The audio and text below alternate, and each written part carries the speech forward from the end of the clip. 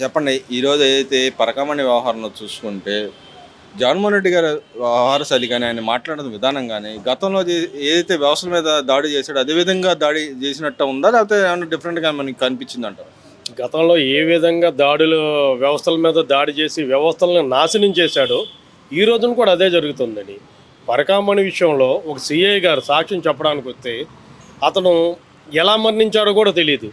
మరి అనకూడదగిన కూటమి ప్రభుత్వం ఎందుకంత ఉదాసీన వ్యవహారంతో ఉంటుందో తెలియదు. అలాగే మొన్న మాట్లాడతాడు అతను ప్రెస్ మీట్ పెట్టి ఒక $7 కదా జరిగింది అంటాడు. $7 ఏంటండి? $7 జరిగితే మీరు 150 కోట్ల ఆస్తుని ఎలా రాయించుకున్నారు? అంటే హిందూ భక్తుల మనోభావాలు కానీ హిందూ మతం మీద ఇది కానీ మీకేం ఉండదా? ఎలా పడితే అలా మాట్లాడేయడమా? మత విద్వేషాలని మతాల మధ్య చిచ్చుని రెచ్చగొట్టడం గతంలో కూడా ఇదే జరిగిందండి. ఈ రోజున కూడా ఇదే జరుగుతుంది. వ్యవస్థలను పోయిన 5 సంవత్సరాల కాలంలో కూడా అతను వ్యవస్థలను నాశనం చేశాడు. ఏ వ్యవస్థను కూడా విశ్వాసంతో మంచిగా నడిపింది లేదు. ఈ రోజున అదే జరుగుతుంది. అంటే గతంలో మనం చూసాం స్వామీజీని పట్టుకొని ఆయన మత విశ్వాసాలు నమ్ముతున్నట్టు మనల్ని నమ్మించాడు కదా! ఇప్పుడు ఆ నమ్మకం ఎందుకు పోయిందంటారు ఆయనలో? సార్ అతను హిందూ ఓట్ల కోసమే చేశాడు తప్ప సార్ గతంలో చూసుకోండి అతను ఓ ప్లేస్కి వెళ్ళి నదిలో స్నానం చేసి హిందూ మతంలో కన్వర్ట్ అయినట్టు వచ్చాడు. సరే నువ్వు హిందూ మతంలో కన్వర్ట్ అయ్యావు, కానీ ఆ రోజున టీటీడీ సెట్ మీ ఇంట్లో ఎంచుకున్నావు తప్ప తిరుమల తిరుపతి దేవస్థానానికి భార్య సమేతంగా నువ్వు ఎన్నిసార్లు వెళ్ళావు? ఏ రోజైనా వెళ్ళావా? ఒక్కసారైనా సీఎం హోదాలో నీ భార్యను తీసుకొని టీటీడీకి తిరుమల తిరుపతికి వెళ్ళావా? వెళ్ళలేదండి.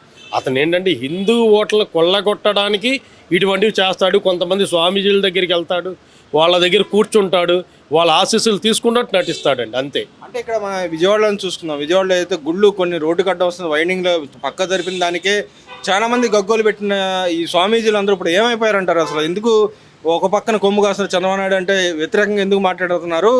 ఈయన జగన్మోహన్ రెడ్డి అనగానే ఎందుకు బయటికి రావట్లేదు అంటారు? భయమా లేకపోతే వేరే రకంగా అతను లబ్ధి పొందినారు కాబట్టి రావట్లేదు అంటారా? సార్ ఇప్పుడు ఇతను వెళ్ళిన స్వామీజీల గత చరిత్ర తీసుకోండి. వాళ్ళు సంపూర్ణంగా హిందూ మత ప్రచారాన్ని చేసి హిందూ మత వ్యాప్తికి దోహదపడిన స్వామీజీలు కాదండి. వీళ్ళు ఒక ప్యాకేజీ టైప్ స్వామీజీలు అండి. వాళ్ళని పెట్టుకుని వాళ్ళ దగ్గరికి వెళ్ళి ఇతను అనుకూలంగా చెప్పించుకునేవాడు తప్ప మనస్ఫూర్తిగా వెళ్ళింది లేదు, వాళ్ళు మనస్ఫూర్తిగా చెప్పింది లేదు. అదండి.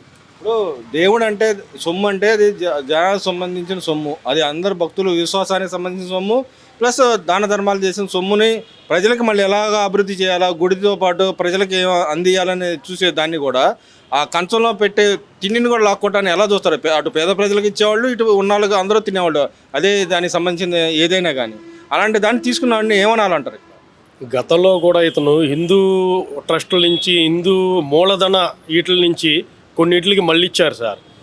హిందూ భక్తులు ఆ గుళ్ళో హుండీలో వేసే డబ్బులు హిందూ మత వ్యాప్తికి, హిందూ మతం అభివృద్ధి చెందడానికి, హిందూ మతానికి చెందిన వ్యక్తులకి లబ్ధి పొందడానికి ఇస్తారండి. అందులో లేని వాళ్ళు ఉంటారు, పేదలు ఉంటారు, వాళ్ళకి ఏదో లబ్ధి చెందాలి ఏదో రకంగా ఆ మతం నుంచి అని ఉంటుంది. ఆ భక్తుల మనోభావాలను కూడా పక్కన పెట్టి ఆ ఆస్తులను కూడా కొల్లగొట్టి దారి మళ్లించిన సంఘటనలు గత ప్రభుత్వంలో జరిగినాయండి. మరి ఎందుకని అలసత్వం ఉందంటారు ఈ గవర్నమెంట్? మరి ఎందుకు అలసత్వం ఉంటుంది? కూటమి వచ్చాక అర్థం కావట్లేదండి. అంటే వ్యవస్థలను మేనేజ్ చేస్తున్నాడు అండి అతను. అంటే కూటమి ప్రభుత్వం వచ్చాక కొన్ని వ్యవస్థలు మేనేజ్ చేస్తున్నాడు.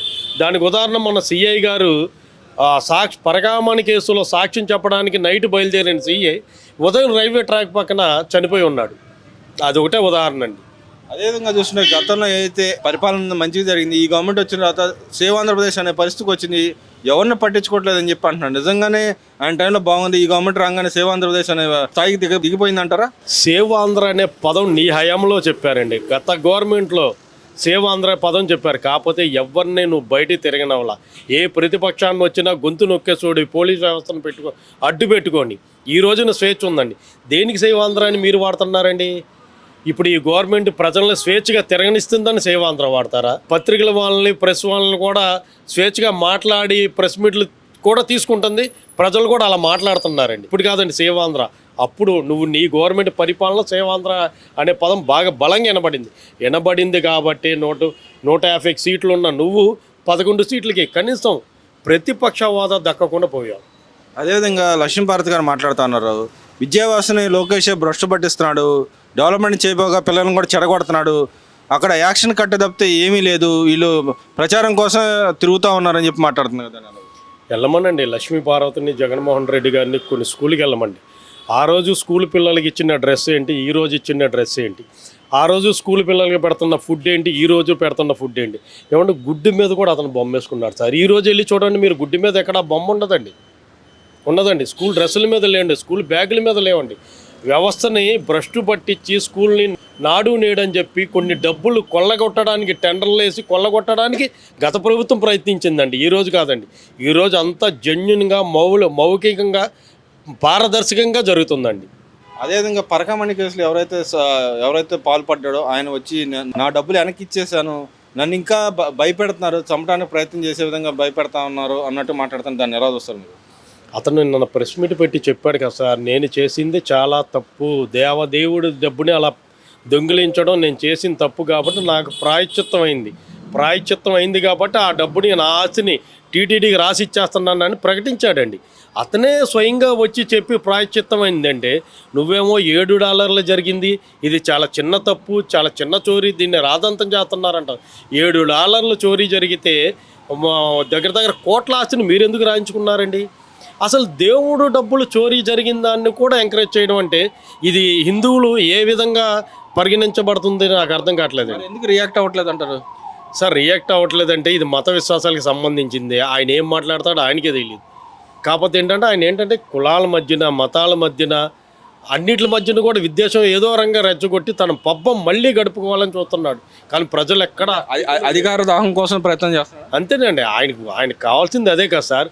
5 సంవత్సరాల్లో ఏ రోజైనా ప్రజల మధ్యకి, ఈ రోజున చంద్రబాబు నాయుడు కానీ, పవన్ కళ్యాణ్ గారు కానీ, లోకేష్ గారు కానీ, బీజేపీ నాయకులు కానీ ప్రజల మధ్యలో ఎంత ఇదిగా తిరిగి వాళ్ళ పరిస్థితులను అవగాహన చేసుకొని వాటికి కావాల్సిన చర్యలు తీసుకుంటున్నారు. ఏ రోజైనా పరదాలు లేకుండా ఒక్కరోజు నువ్వు బయటకు వచ్చావా? ఆఖరికి రైతులు తుఫాను వల్ల నష్టపోయారంటే ఆ పొలంలో సెట్ వేసుకొని చూశాడండి ఈయన. అదే చంద్రబాబు గారు నీళ్ళల్లో దిగి నడుస్తున్నారు. ఫోటో పిచ్చి పట్టిందంటే కళ్యాణ్ గారు నీళ్ళల్లో దిగి వాస్తవమైన పరిస్థితులు తెలుసుకొని పరిష్కరించి అంటే వీళ్ళకి ఫోటో పిచ్చి ఉంది కాబట్టి అట్లా తిరుగుతున్నారంట. ఎవరికి ఫోటో పిచ్చి సార్? నీకా వాళ్ళగా? ఆ రోజున పాస్ పుస్తకాల మీద ఫోటో వేసుకుంది ఎవడ ఆస్తుల మీద వేసుకుంటావు? నువ్వు వేసుకున్నావు. పిల్లలకి ఇచ్చే కోడిగుడ్ల మీద వేసుకున్నావు, స్కూల్ బ్యాగుల మీద వేసుకున్నావు, పిల్లలకి ఇచ్చే షూ మీద వేసుకున్నావు.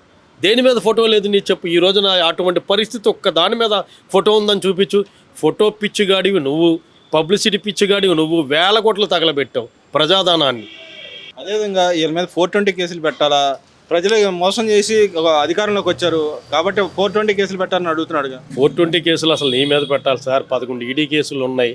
ఈరోజు పరకామణి కేసు నీ వంకే ఏళ్ళు చూపెడుతుంది, లిక్కర్ కేసు నీ వంకే చూపెడుతుంది, అలాగే అనేక కేసులు ఏళ్ళన్నీ నీ వంకే చూపెడుతున్నాయి.